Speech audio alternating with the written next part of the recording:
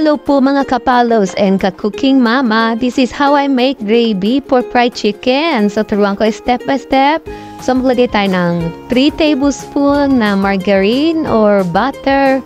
Ayan, pwedeng salted or unsalted. It's okay lang naman. So lagyan natin ito na harina. Ayan, harina yan. So siguro yan is 1/3 ng cup. 1/3 ng cup. Then so, yan, i-mix-mix lang natin hanggang sa maging even at pulain na mumuo. Then, follow up natin to na water.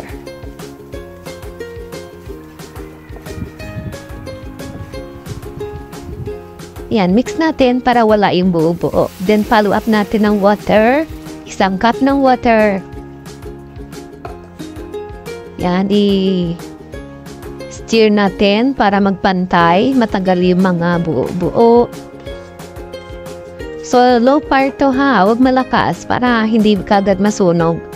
So, nilagyan ko siya ng 1 teaspoon sugar, 1/2 teaspoon salt,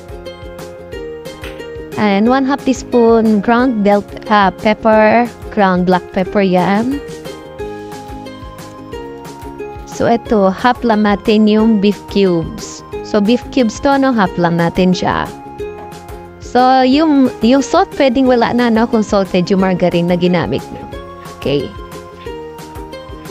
Pwede rin namang buo yung cube kung gusto nyo. Malasa. Okay din naman. So, sa akin, half lang kasi naglagay ako ng asin. So, ito, pag napansin nyo na medyo siya, masyado siyang sticky, pwedeng add nyo siya ng water. So, para makuha nyo yung perfect consistency, no? Add lang ng water, yan. So, okay matapat mag-add ng water. Hanggat nasa color niyan, okay yan. Basta halo lang ng halo. Huwag niyong bibitawan.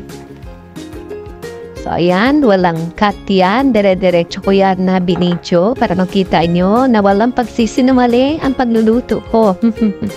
Yan, pwede niyo pa siyang add ng water, no? Kung nalalaputan kayo. So, huwag kayo matapot mag-add ng water. Okay lang naman. Maganda to iluto sa non-stick pan para madali siyang i-mix. Yan, madaling halu-haluin. Yung iba kasi inuulam to sinasabaw kaya dinadamihan. So, ako naman is gumawa lang ako ng 1 cup para lang sa aking mga anak. So, ayan, yung fried chicken, di ko na i-share kasi baka may makakita secret ko sa fried chicken. Masarap kasi yun eh. Gayahin, gawing business. Pinagdamot ko muna, sorry. Baka mag-restaurant ako at fried chicken ang aking iserve, makopya ng ibang tao. So, hindi ko muna siya ipapakita or i-share sa as video. Okay, pasensya na, nagdamot na ako. Ayan. Ayan, pasensya na kung nagdadamot. Gano'n naman talaga pag meron tayong dapat i-secret din natin para sa ating sarili. So, ayan na. Pagka nakita nyo na, tumitibok-tibok na or kumukulo-kulo, okay na, patayin na yung kalan. Then, ayan na, sali na natin sa cup. Yan. Sali natin sa cup para i-serve na natin sa table. So, ayan na yung finished product. Thank you for watching. Pasensya na sa pagtsatsaga. Masyado mahaba tong video, okay? Thanks for watching. Please subscribe to my channel. Love you all. Bye-bye.